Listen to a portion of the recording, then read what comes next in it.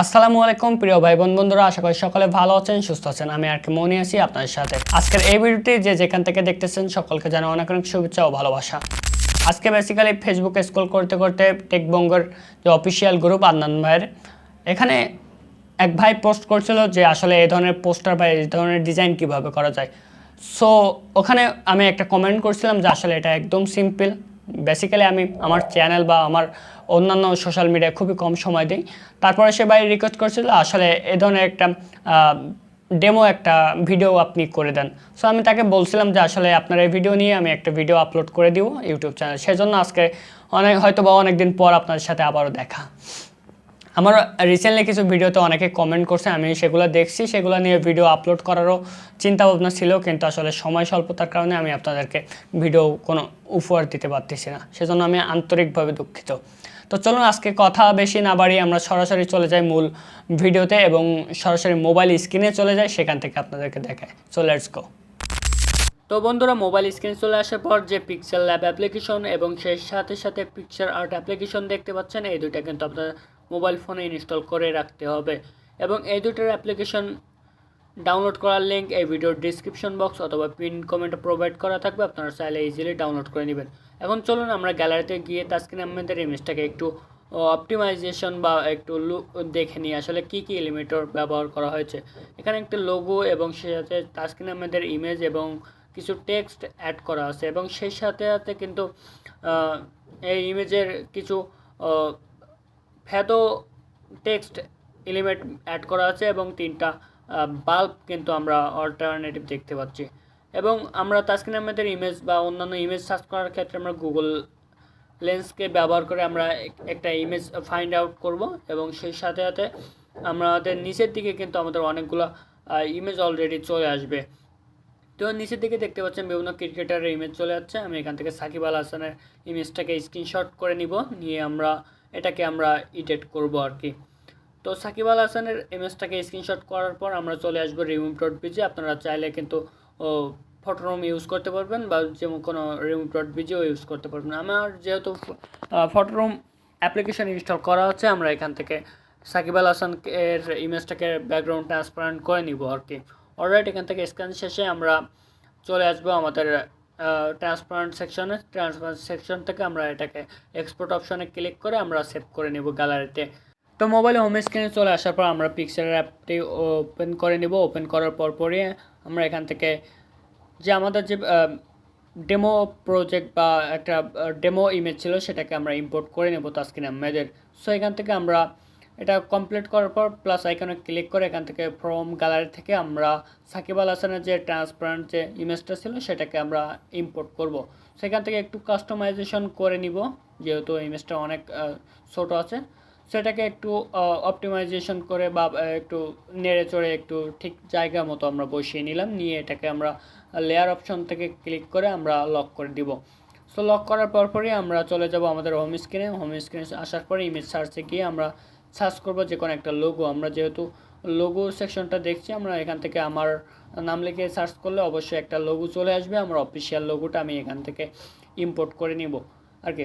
Search করার পর নিচের দিকে একটু স্ক্রল করলে বিভিন্ন ধরনের লোগো পাবেন। আমি যেহেতু আমার পার্সোনাল লোগোটা ইউজ করছি, আপনারা চাইলে আপনারা যে কোনো ইউজ করতে পারবেন।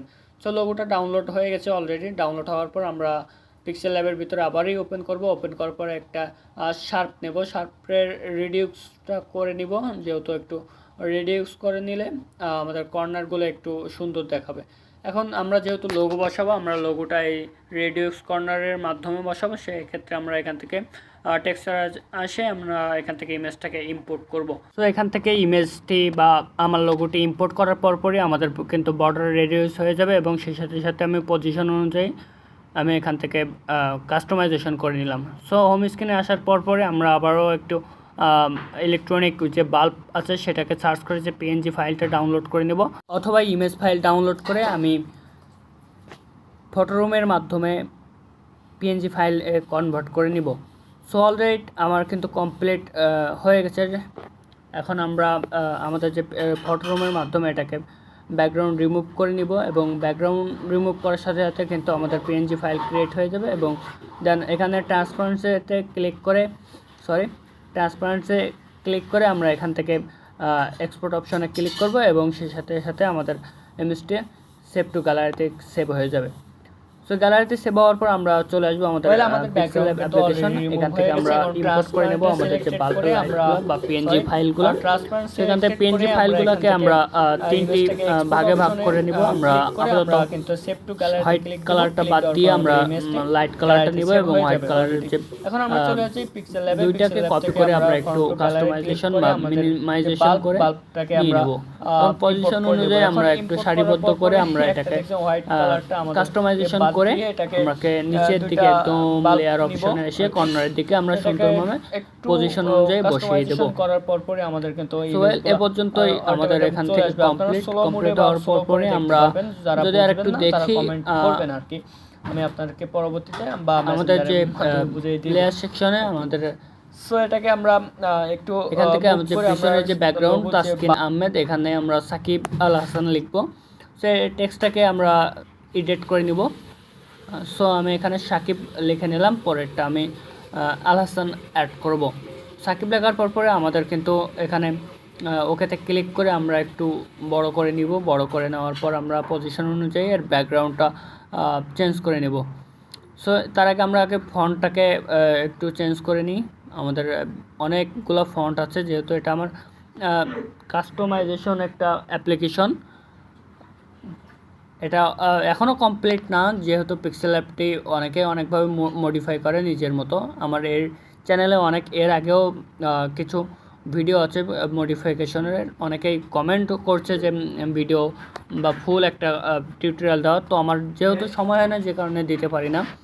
সো যাই থাক, আমরা টেক্সটের ব্যাকগ্রাউন্ড অ্যাড করার পর আমরা টেক্সটের সাইজটাকে একটু বড় করে নেব এবং সেই সাথে সাথে আমরা পজিশন অনুযায়ী সব কিছু সেট আপ করে নিব।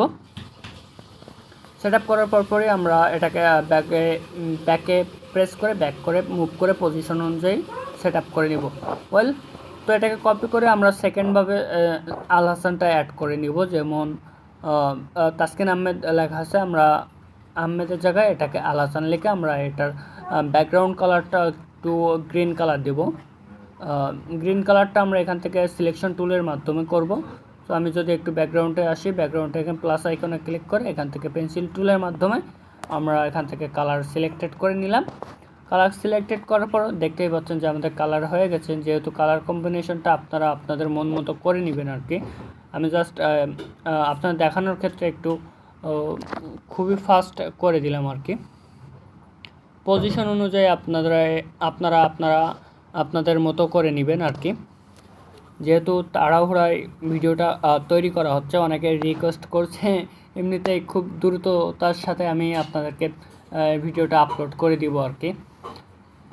এখন আসি আমরা আমাদের যে নামগুলো, এই নামগুলো কিন্তু অ্যাড করতে হবে। সো আমরা ফুল নামটা অ্যাড করে আমাদের ব্যাকগ্রাউন্ডে অ্যাড করে নেব এবং সেই সাথে সাথে আমরা ফন্টগুলো চেঞ্জ করব। এখন রিসেন্ট থেকে যে ফন্ট নিয়েছিলাম এটাকে আমি অ্যাড করব, যেহেতু এটা একটু বোল্ড টাইপের এবং সেই সাথে সাথে একটু স্টাইলিশ টেক্সট আছে।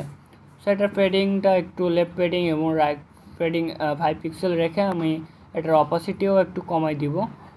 দেন অপাসিটিতে এসে এখান থেকে অপাসিটিতে ক্লিক করব। সরি, এর কালারটা একটু ব্যাকগ্রাউন্ডের কালারটা একটু চেঞ্জ করে নিই। ব্যাকগ্রাউন্ডের কালারটা চেঞ্জ করার ফলে আমাদের ইমেজগুলো একটু ফুটবে। আমি এখান থেকে ব্ল্যাক কালার রেখে দিই।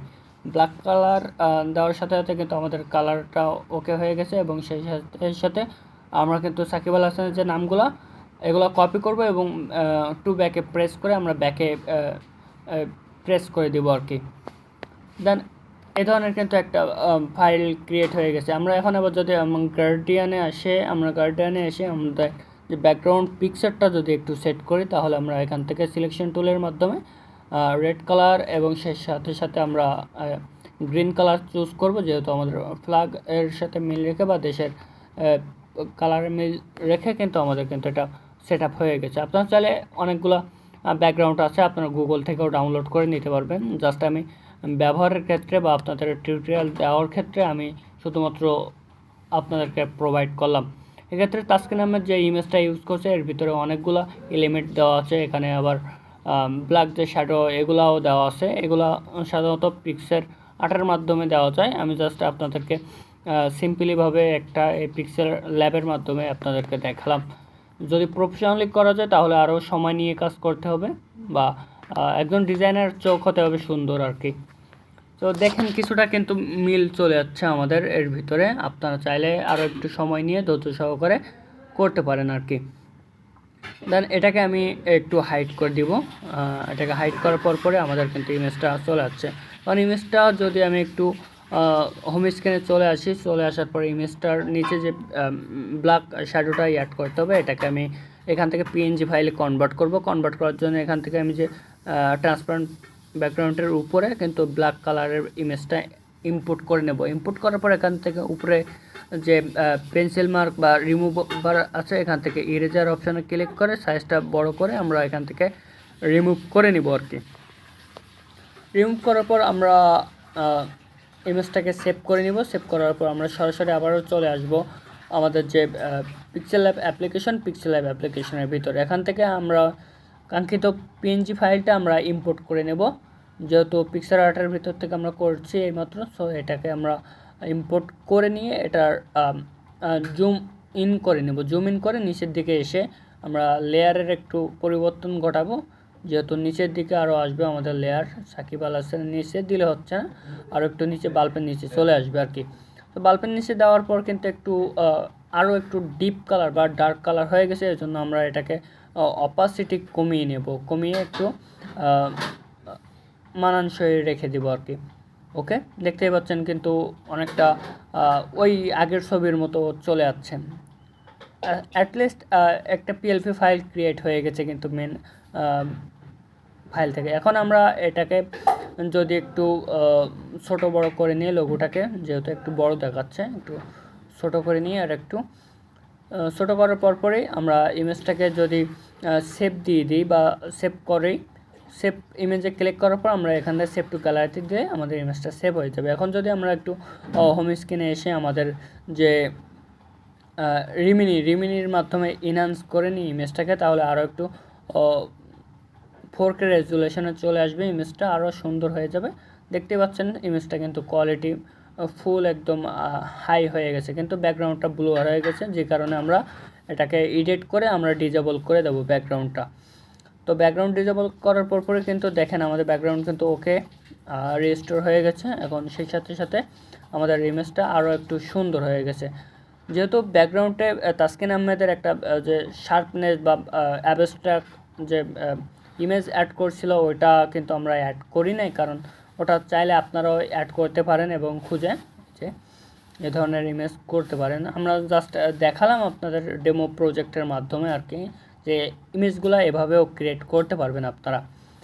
সেখানে দেখেন যে তাসকিন আহমেদের ইমেজের উপরে কিন্তু একটা আছে, আর একটা ডিপলি কালার আছে বা ডার্ক কালার আছে।